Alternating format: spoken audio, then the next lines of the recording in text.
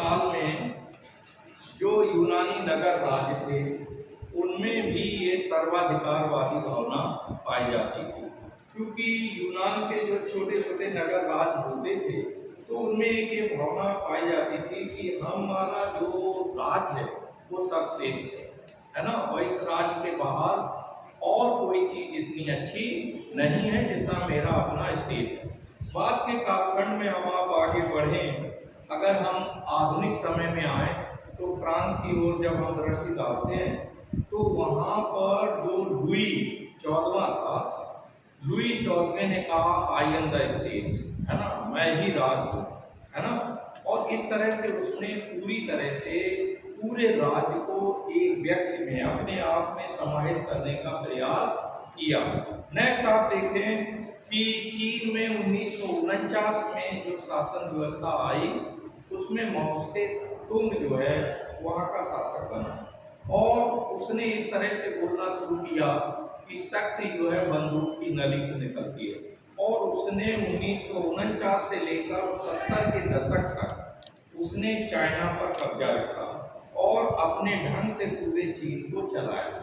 इसके अलावा हम आप देखें कि इससे पूर्व 1917 में जो लेनिन था, लेनिन के नेतृत्व में वहाँ पर साम्यवादी क्रांति हुई, और इस साम्यवादी क्रांति में आप देखिए कि वहाँ एक दल यानी साम्यवादी दल की डिक्टेटरशिप कह लें आप या अधिनायक तंत्र कह लें, एक पार्टी जो है वहाँ रूल करने लगी, और लेनिन के बाद स्टालिन, और क्रमशः आप देखें कि एक व्यक्ति और एक पार्टी का सिस्टम वहाँ पर लागू हो गया। और इसको हमें ये समझना है, और जब हम सिद्धांत के रूप में देखते हैं तो हीगल ने अधिनायकवाद को या जो आपका सर्वाधिकारवाद है इसको सैद्धांतिक रूप में बहुत आगे बढ़ाया। किसने? हीगल ने कहा कि state is the March of God on earth, यानी राज्य जो है पृथ्वी पर ईश्वर का अवतरण। ये कथन आपके इसमें आ सकता है कि राज पृथ्वी पर ईश्वर का अवतरण है, स्टेट और king is the March of God on earth, यानी राज पृथ्वी पर ईश्वर का अवतरण है। और इस प्रकार से उसने राज्य को महिमा मंडित किया। आप देखें कि हीगल ने जब ये दर्शन दिया, जब भी कोई दर्शन दिया जाता है तो याद रखना कि उस दर्शन को मानने वाले बहुत सारे लोग भी पैदा हो जाते हैं। तो आप देखते हैं हीगल की इस थ्योरी का अनुसरण जर्मनी में जो नाजीवादी दल था, जिसका अगुआ जो है हिटलर था, हिटलर ने नाजीवाद को जन्म दिया। कहाँ पर? जर्मनी में। और हीगल की इसी थ्योरी पर आगे चल करके मुसोलिनी ने इटली में जो है फासीवाद या फासिज्म को जन्म दिया। किसको जन्म दिया? हाँ, फासीवाद का संबंध किससे है ये याद रखना है, एग्जाम में क्वेश्चन आएगा। फासीवाद का संबंध मुसोलिनी से है और नाजीवाद का संबंध हिटलर से है, और नाजीवाद का संबंध जर्मनी से। ठीक है भाई। और ये दोनों जो सिद्धांत थे ये इन्होंने जन्म लिया था हीगल की कोख से। कहाँ से जन्म लिया था? हीगल की जो विचारधारा थी, जो उसका आइडियलिस्टिक अप्रोच थी, आदर्शवादी विचारधारा थी, उस विचारधारा से ये दो दानवताओं का जन्म हुआ। ठीक है। अगर हम हिटलर की बात करें तो हिटलर ने भी कहा आई एम द स्टेट, मैं ही राज, मुझ में पूरे जर्मनी को देखो, है ना। और उसने कहा कि nothing is outside the state, everything inside the state, सब कुछ राज्य के अंदर है, राज्य से इतर और राज्य से बाहर कुछ भी नहीं। उसने युद्ध को बहुत महिमा मंडित किया। उसने कहा जिस प्रकार से जो पुरुष है, पुरुषों को, स्त्रियों को जिस प्रकार से मातृत्व और जो चूड़ियाँ और गहने हैं वो उनकी शोभा बढ़ाते हैं, इसी प्रकार से जो युद्ध है, जो वार है, वो पुरुषों की शोभा बढ़ाते। इसकी कि पुरुष सुशोभित होंगे अगर वो युद्ध, इस तरह उसने युद्ध को महिमा मंडित किया। ठीक है। वर्तमान समय में हम देख रहे हैं उत्तरी कोरिया का तानाशाह कौन है भाई? हाँ, तो आप देखें उत्तरी कोरिया और तमाम देशों में और चाइना में आप देखें वहाँ साम्यवादी पार्टी रूल कर रही है। आज भी एक पार्टी का शासन है और एक व्यक्ति का शासन वहाँ पर चल रहा है। अब प्रश्न ये उठता है कि आखिरकार इस सर्वाधिकारवाद की विशेषताएं क्या है, इसको हम कैसे पहचानें? तो कुछ पॉइंट हम लोग नोट करते चलेंगे और क्रमशः हम इसको आगे बढ़ाएंगे। आप देखें सर्वाधिकारवाद की जहां तक विशेषताओं का संबंध है, विशेषताएं तो इसमें 1 2 3 हम लोग नोट करेंगे और इन्हें प्रिपेयर करेंगे, इनसे क्वेश्चन बनेंगे। पहली विशेषता है इसकी कि मानव का राज्य पर सर्वस्व बलिदान, मानव का राज्य पर सर्वस्व बलिदान, मानव का राज्य पर सर्वस्व बलिदान, ठीक है, सर्वस्व बलिदान, ये पहला पॉइंट है। दूसरा आप देखें फर्स्ट पॉइंट, सेकंड, प्रजातंत्र और उदारवाद का विरोधी, प्रजातंत्र तथा उदारवाद का विरोधी,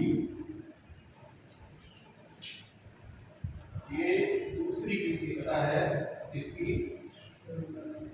जहां तक पहली विशेषता का सवाल है तो आप देखें कि ये जो सर्वाधिकारवाद है या अधिनायकवाद है, ये मानव का राज्य पर सर्वस्व बलिदान का है ना।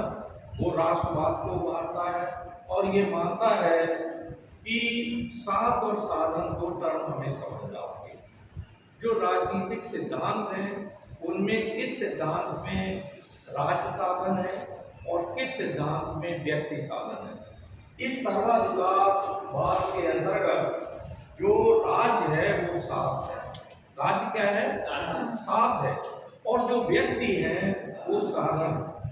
यानी पता ये लगा कि राज्य की बलवेदी पर व्यक्ति के अपने कोई अधिकार, सब कुछ उसे राज्य में, जैसे मुसोलिनी ने भी इस बात को कहा कि सब कुछ राज्य के अंदर है, राज्य के बाहर, राज्य के इतर और राज्य के विरुद्ध कुछ भी नहीं, है ना। और व्यक्ति को अपना सब कुछ टोटल जो है राज्य के ऊपर बलिदान कर देना चाहिए। तो पता लगा कि व्यक्ति ईंधन है ना, और राज्य जो अग्नि है। और इस तरह से आप देखें कि इस सिद्धांत में प्रजातंत्र, समानता, इन सबका कोई महत्व नहीं है। जो आपने दूसरा पॉइंट लिखा है कि प्रजातंत्र तथा उदारवाद का विरोधी, तो जो उदार प्रजातंत्र है, लोकतंत्र है, जिसका आधार है समानता, स्वतंत्रता, भाईचारा, न्याय, इनका सर्वाधिकारवाद में कोई भी महत्व नहीं है। ये अधिनायकवादी हिटलर और मुसोलिनी सुबह से शाम तक लोकतंत्र को गाली देते और कहते थे कि डिक्टेटरशिप इज ओनली सॉल्यूशन, यही एकमात्र समाधान है ना। इसी के अनुसार आपको जो है चलना चाहिए। आप देखें किस प्रकार से हिटलर के नेतृत्व में जर्मनी बहुत आगे बढ़ा, दूसरे विश्व युद्ध का कारण बना। इसी तरह आप देखें मुसोलिनी कहता था कि साम्राज्यवाद की युद्ध में या तो इटली विजयी होगा या नष्ट हो जाएगा। तो पता ये लगा कि इनके लिए व्यक्ति बिल्कुल ईंधन की तरह थे, व्यक्तियों का अपना कोई महत्व नहीं था। तो ये जो सर्वाधिकारवाद है, ये सिद्धांत पूरी तरह राज्य को महिमा मंडित करने का काम करता है। किसको महिमा मंडित करता है? राज्य को। और व्यक्ति के अधिकारों की, व्यक्ति की स्वतंत्रता की कोई बात नहीं करता।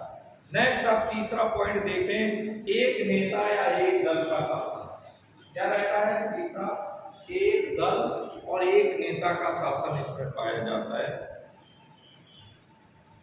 इसमें आप देखें एक दल और एक नेता का शासन कि जहां जहां सर्वाधिकारवादी चिंतन पाया जाता है वहां एक नेता मिलेगा और एक दल मिलेगा।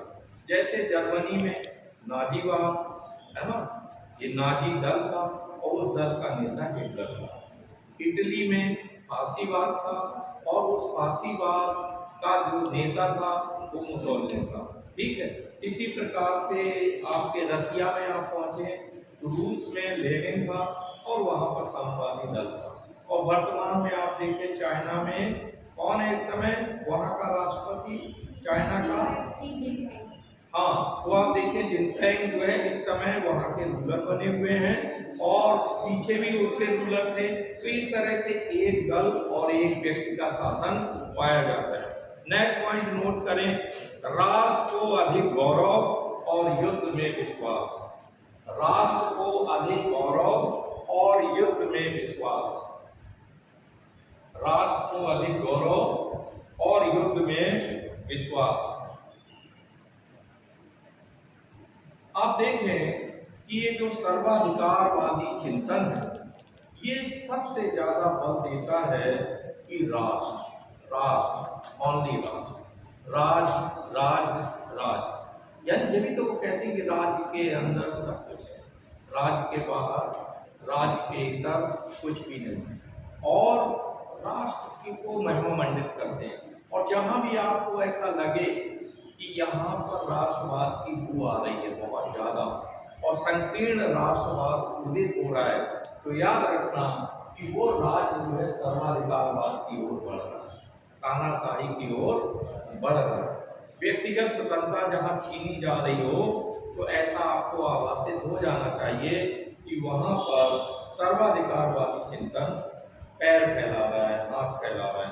नेक्स्ट पॉइंट, तो इसमें आप देखें युद्ध को महिमा मंडित करते हैं। अभी हमने आपके सामने उसका कोटेशन रखा, किसका, हिटलर का, कि हिटलर ये कहता था कि युद्ध जो है व्यक्तियों को उसी तरह से शोभित करता है, उनको महिमा मंडित करता है जिस प्रकार से मातृत्व और गहने महिलाओं की शोभा बढ़ाते हैं। तो इस तरह की बात करना और ये कहना मुसोलिनी का कि या तो इटली विजयी होगा या नष्ट हो जाएगा, यानी युद्ध को पूरी तरह महिमा मंडित करने का काम ये जो विचारधारा है सर्वाधिकारवादी विचारधारा इस पर बहुत ज्यादा बल देती है। नेक्स्ट पॉइंट नोट करें कि अन्य राजनीतिक सिद्धांतों का विरोधी, अन्य राजनीतिक सिद्धांतों का विरोधी, अन्य राजनीतिक सिद्धांतों में आप देखें कि चाहे प्रजातंत्र हो, उदारवाद हो या मानवतावाद हो, इनका इस सर्वाधिकारवाद में कोई भी महत्व नहीं है। मानव के जो व्यक्तिगत अधिकार हैं, मानव के जो व्यक्तिगत अधिकार हैं उनके बारे में ये सर्वाधिकारवादी चिंतन जरा भी ध्यान देने का कष्ट नहीं करता है। लोकतंत्र का विरोधी है, उदारवाद या व्यक्तिवाद, जहाँ व्यक्ति को बहुत महिमा मंडित किया जाता है कि व्यक्ति को अधिक से अधिक स्वतंत्रता देनी चाहिए। जे.एस. मिल कहता है कि इतना अधिक पागल और सनकी लोगों को भी स्वतंत्रता देना चाहिए। हो सकता है कि 10 सनकी लोगों में से 9 सनकी बेकार हो, लेकिन एक सनकी राज्य के लिए इतना लाभकर साबित हो कि वो पूरे राज्य, देश और सभ्यता को ही बदल जाए। ठीक है, तो इस तरह आप देखें व्यक्तिवादियों का ये चिंतन, व्यक्ति का अपना महत्व कुछ भी नहीं, सब कुछ सर्वस्व जो है उसे बलिदान जो है राज्य के ऊपर ही कर देना है। तो आप देखें अन्य सिद्धांतों का इसमें कोई महत्व नहीं है। इसमें सर्वाधिकारवाद में एक व्यक्ति का शासन, एक दल का शासन, दूसरे दल और दूसरे व्यक्तियों को कोई महत्व नहीं दिया जाता है। जो स्वर उठाता है ऊपर, जो आलोचना करता है शासक की, उसे क्रश कर दिया, उसको मार दिया जाता है या जेल में डाल दिया जाता है। जैसा कुछ ऐसा लग रहा है यहाँ भी कि अगर आप राज्य का विरोध कर रहे हैं, किसी व्यक्ति का विरोध कर रहे हैं, तो ऐसी स्थिति में जाहिर है आपको दंश झेलना होगा, कष्ट झेलना होगा। आगे आप देखें राज्य धर्म का प्रतिद्वंदी, लेकिन एक इसकी ये भी विशेषता है कि राज्य धर्म का ये प्रतिद्वंदी है, राज्य धर्म का प्रतिद्वंदी। आप देखें हिटलर कहा करता था कि जो गॉड को देना है वो सीजर को दे दो, जो गॉड को देना है वो किसे दे दो।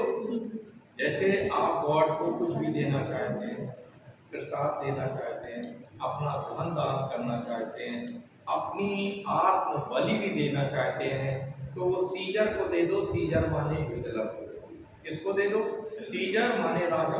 तो आई थिंक आप हिटलर है ना। तो इस तरह आप देखें धर्म को अपने अंदर केंद्रित कर लिया। भाई ये कहना उसका जो गुरु था, जो सैद्धांतिक गुरु है हीगल, हीगल क्या कहता है कि king is the March of God on earth, यानी साक्षात ईश्वर का अवतरण है पृथ्वी पर राज और राजा। तो ऐसी कंडीशन में राजा को बहुत महिमा मंडित किया गया है। ये धर्म विरुद्ध है, धर्म में ईश्वर को महिमा मंडन होना चाहिए। लेकिन हम यहाँ पर पाते हैं कि पूरी तरीके से जो है एक व्यक्ति तानाशाह या एक सिद्धांत जिसे हम सर्वाधिकारवाद कहते हैं, किसी को पूरी तरह से महिमा मंडित किया जाता है। अब आप देखें इसके गुण भी होने चाहिए कुछ, तो सर्वाधिकारवाद के कुछ गुण भी है, तो वो भी पॉइंट हम लोग नोट करेंगे कि वो कौन से फीचर्स हैं, कौन से गुण हैं जिसकी वजह से लोग सर्वाधिकारवाद का समर्थन करते हैं। आप देखें लोकतंत्र में बहुत सारे नेता होते हैं और सारे लोग अपनी अपनी साइड से अलग अलग राय और मत करते हैं।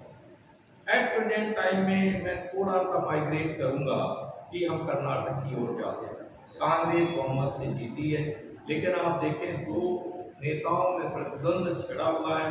एक कह रहा है मुझे मुख्यमंत्री बनाइए, दूसरा कह रहा है मुझे मुख्यमंत्री बनाइए, और आफ्टर ऑल दोनों मुख्यमंत्री से कम पर उप मुख्यमंत्री या और बहुत सारे मंत्रालयों के साथ उप मुख्यमंत्री का पद स्वीकार नहीं कर रहे हैं। तो ऐसे में अगर तानाशाही हो तो आप एक ही, तो ये इस तरह के जो डिस्प्यूट हैं वो वहाँ पर खड़े नहीं होते। तो वो आप देखें इसके गुण में पहला गुण लिखें कि शासन व्यवस्था में कुशलता रहती है।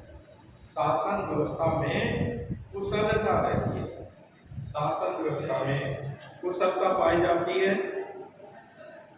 दूसरा है उत्तरदायित्वपूर्ण शासन है, उत्तरदायित्वपूर्ण शासन पाया जाता है। उत्तरदायित्वपूर्ण शासन। तीसरा पॉइंट है प्रबल राष्ट्रवाद, प्रबल राष्ट्रवाद पाया जाता है, प्रबल राष्ट्रवाद। नेक्स्ट पॉइंट भ्रष्टाचार मुक्त शासन पाया जाता है, भ्रष्टाचार मुक्त शासन पाया जाता है। और संकट काल के लिए ये व्यवस्था उचित रहती है, संकट काल के लिए ये सिद्धांत उचित रहता है, या ये व्यवस्था जो सर्वाधिकारवाद हमें देता है ये उचित रहती है। पहला आपने गुण लिखा कि शासन व्यवस्था में कुशलता पाई जाती है। चूंकि आप देखें सारे जो डिसीजन हैं वो एक व्यक्ति एक शासक द्वारा लिए जाते हैं, एक दल द्वारा लिए जाते हैं, तो पूरा देश उस एजेंडे पर शासन जो अपनी प्रायोरिटीज जो प्राथमिकताएं तय करता है उन प्राथमिकताओं पर उस लीडर के नेतृत्व में पूरा देश लग जाता है, पूरा प्रशासन लग जाता है। तो ऐसी कंडीशन में आप देखें जो उपलब्धियां हैं, अचीवमेंट्स जो है वो ज़्यादा प्राप्त होती है। और लोकतंत्र वगैरह में आप देखें कि यहाँ लैग पुलिंग बहुत है ना। सत्ता पक्ष अगर काम कर रहा है तो विपक्ष का काम है लैग पुलिंग, कान खिंचाई, है ना।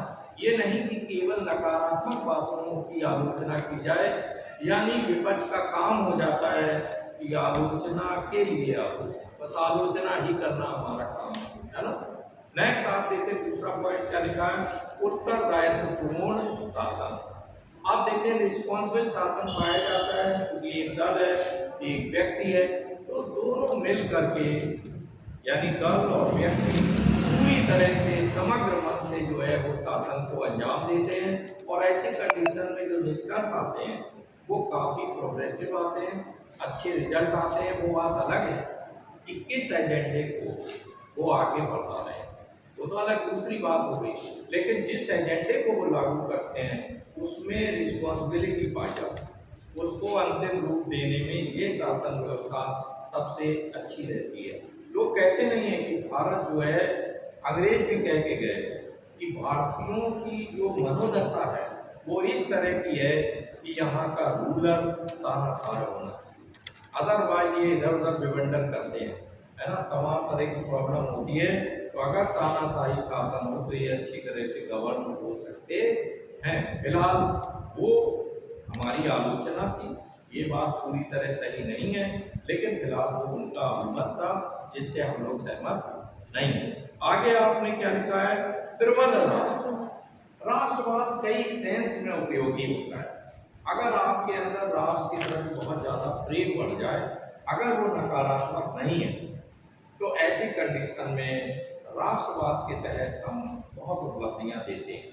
आप अगर एग्जाम्पल के तौर पर देखें तो सोवियत संघ, जो कि 1905 में जापान जैसे छोटे से देश में इतने दुनिया के विशाल राज्य को जो है पराजित कर दिया, वही सोवियत संघ जब एक दल और एक नेता के नेतृत्व में आया, फिर किस प्रकार से लंबा पूंजीवाद से उसका संघर्ष हुआ, और आप देखें कि वो सोवियत संघ एक सुपर पावर के रूप में खड़ा हो गया, है ना। 40 के दशक के बाद से लेकर और 90 के दशक तक सोवियत संघ एक सुपर पावर बना रहा। तो उसके पीछे क्या था, वहां के लोगों में राष्ट्रवाद बहुत ज्यादा था कि हमें अपने राष्ट्र को आगे बढ़ाना है ना। ठीक है, तो जैसा अगर आप देखें जर्मनी, अगर जर्मनी के साथ और देश जुड़े होते या मुसोलिनी के साथ और देशों ने साथ दिया होता तो द्वितीय विश्व युद्ध का नक्शा ही बदल जाता। और जर्मनी ने सोवियत संघ को पराजित किया, दुनिया के तमाम देशों को पराजित करते हुए आगे बढ़ रहे थे। जापान बराबर अमेरिका को चैलेंज कर रहा था। अगर अमेरिका ने परमाणु बम का आविष्कार ना किया होता और उसको हिरोशिमा और नागासाकी में ना गिराया होता तो युद्ध का नक्शा बदल सकता है ना। तो ऐसी कंडीशन में आप देखें कि राष्ट्रवाद अगर वो सकारात्मक है, इवन नकारात्मक है, तब भी लोगों के ऊपर एक प्रकार का एक प्रकार का पूर्ण सा सवाल होता है कि हमें अपने राष्ट्र को आगे बढ़ाना है ना। तो ये राष्ट्रवाद इसमें अधिनायकवाद में पाया जाता है, ज्यादा मात्रा में पाया जाता है, हालांकि नकारात्मक पाया जाता है, क्योंकि ये अधिनायकवाद अंतरराष्ट्रीयवाद का विरोधी है। ये अंतरराष्ट्रीयवाद का समर्थन नहीं करता है, ये मानवतावाद का समर्थन नहीं करता है, ये जातीय श्रेष्ठता पर विश्वास करता है। ये भी बुराई है इसकी, हालांकि एवरीवेयर हर जगह नहीं पाई जाती है। लेकिन आपको पता है कि हिटलर ने किस प्रकार से जर्मन वासियों को कहा कि ये आर्यों की संतान है, और अन्य दुनिया में जितनी भी जातियां प्रजातियां हैं वो सब निकृष्ट किस्म की हैं, केवल आर्य ही श्रेष्ठ है और उन्हीं को दुनिया पर शासन करने का राइट है, बाकी सब लोग दास बन जाए। तो इस तरह से आप देखें कि उग्र राष्ट्रवाद वाली भावना इसमें थी, इससे विकास भी हुआ। आपको बता दें कि हिटलर का जन्म कैसे हुआ।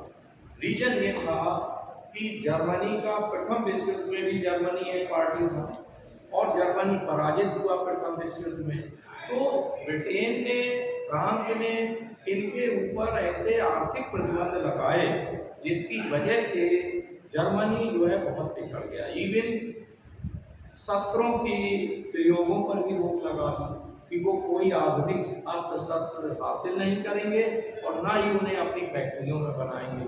तो इससे और उनकी खानों पर कब्जा कर दिया, बड़ी बड़ी खानें थी उन पर भी दोनों ने बंदरबाट कर ली, किसने, ब्रिटेन ने और फ्रांस ने। तो जो जर्मनी था वो बराबर पिछड़ रहा। ये अचानक एक व्यक्ति सामने आया जिसका नाम हिटलर। हिटलर ने कहा हम जर्मनी के गौरव को वापस लाएंगे, ठीक है, हम फ्रांस और ब्रिटेन और तमाम पश्चिमी यूरोपीय राष्ट्रों से बदला लेंगे। जनता क्या चाहती थी, पिटी हुई थी, युद्ध में, प्रथम विश्व युद्ध में उसका सब कुछ छीन चुका था, तो कहा yes yes he is my hero, और हम सब लोग इसी के पीछे चलते हैं। जैसे हर हर मोदी घर घर मोदी, इस समय मोदी को लेकर के भी हम लोग यही सपना बुने हुए, हालांकि वो थोड़ा सपना भंग हो रहा है। अगर बाइक भी सही तरह से सिस्टमेटिक चलते तो बहुत आगे जा सकते थे, लेकिन जिस तरह पूंजीपतियों का जो समर्थन है उस पर ना बोलना कुछ, तो इससे थोड़ा दाल में काला दिखाई देता है, जिससे पब्लिक का विश्वास थोड़ा कम होता जा रहा है। अदरवाइज जो है बाकी राष्ट्रवाद को उभारने में, है ना, आगे बढ़ाने में मोदी अच्छा काम कर रहे हैं, है ना, अंतर्राष्ट्रीय राजनीति में भी ठीक वर्क कर रहे हैं, है ना, जिसमें प्रशंसा की जानी चाहिए। लेकिन जो यहाँ से अंदर से जो मिस मैसेजिंग जा रही है दुनिया में कि हमारा लोकतंत्र थोड़ा कमजोर हो रहा है, लोकतांत्रिक जो भावनाएं कमजोर हो रही हैं, वो जो है एक रॉन्ग थिंग है, जिसके लिए उनकी आलोचना की जाती है। आगे हम आप देखें फिर क्या लिखा, भ्रष्टाचार मुक्त शासन, तानाशाह भ्रष्टाचारियों को पसंद नहीं करता। अब यहीं आप देखो, मैंने जो अभी पॉइंट बताया कि अगर ये चीज हटा दी जाए कि पूंजीपतियों का अंध समर्थन ना किया जाए, तो इन दैट केस जो है आप आगे जा सकते हैं, है ना। तो भ्रष्टाचारियों को सीधे सूली पे लटका दिया जाए, है ना। तो इसकी वजह से आप देखें कि ये शासन व्यवस्था अच्छी होती है, क्योंकि लोकतंत्र में क्या है, there are so many parliamentarians, बहुत सारे सांसद हैं, बहुत सारे विधायक हैं, और इन पर राजकोष का बहुत पैसा अपव्यय हम करेंगे, और उसका उतना सकारात्मक परिणाम पब्लिक को नहीं मिलता। पब्लिक को रोजगार नहीं दिया जाता, उन्हें पेंशन नहीं दी जा रही, लेकिन नेताओं की पेंशन पर सभी आप सहमति बनी हुई है। तो ये ड्रॉबैक है इसका, लोकतंत्र का। तानाशाह में इस तरह का कुछ सिस्टम होता है, एक दल होता है, उसमें कुछ लोग होते हैं, वो मिल करके शासन व्यवस्था को आगे बढ़ाते हैं। नेक्स्ट आप क्या लिखा है, संकट काल के लिए उचित। कैसे उचित होता है संकट काल के लिए, क्योंकि एक व्यक्ति को निर्णय लेना, तानाशाह भाई हिटलर ने निर्णय लिया यस लड़ना है, सारी फौज फाटा तुरंत आगे बढ़ा और उन्होंने अटैक कर दिया, ऑस्ट्रिया पे अटैक किया, क्रमशः बढ़ते गए, रूस आड़े आया, रूस को बहुत पीटा, यानी उसको बिल्कुल बैकफुट पे चले गए। आप अंतर्राष्ट्रीय राजनीति में देखेंगे कि जो शीत युद्ध का उदय हुआ, उसमें यह था कि सोवियत संघ ने बाकायदे जो है पश्चिमी राष्ट्रों से सहायता मांगी थी कि आप एक दूसरा मोर्चा खोल दें, जिससे हिटलर की फौजें उस साइड मुड़ जाए आदि, तो हम ज़्यादा ना पिटाई हो, हमारी लॉस हमारा ज़्यादा ना हो। लेकिन यहाँ ना तो अमेरिका साथ में आया, ना ब्रिटेन और फ्रांस ने साथ दिया, जिसकी वजह से आप देखें सोवियत संघ के दिमाग में ये बात कर गई कि कहीं ना कहीं अमेरिका और पश्चिमी राष्ट्र ये चाहते हैं, क्योंकि हम साम्यवादी हैं, तो यहीं पर ये खत्म हो जाए और हिटलर इनका सफाया करे। और इसकी वजह से एक लंबे कालखंड 40 से लेकर 90 के दशक तक शीत युद्ध चला, जिसे अंग्रेजी में कोल्ड वॉर कहते हैं। आगे चलकर के जब आप अंतर्राष्ट्रीय राजनीति पढ़ेंगे तो हम लोग उसको देखेंगे। नेक्स्ट आप देखें कि इसकी आलोचना किन आधारों पर इसकी आलोचना की जाए। कुछ पॉइंट्स हम लोग आलोचना के देखेंगे। टाइटनिंग हो गया, क्या टाइम है,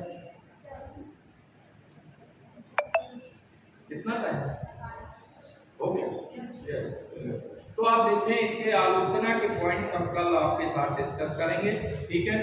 आप सभी लोग तब तक ये जितने पॉइंट्स हम लोगों ने डिस्कस किए हैं उन्हें प्रिपेयर करें, जिससे एग्जामिनेशन में अधिक से अधिक अंक आपके ऑब्जेक्टिव पेपर्स में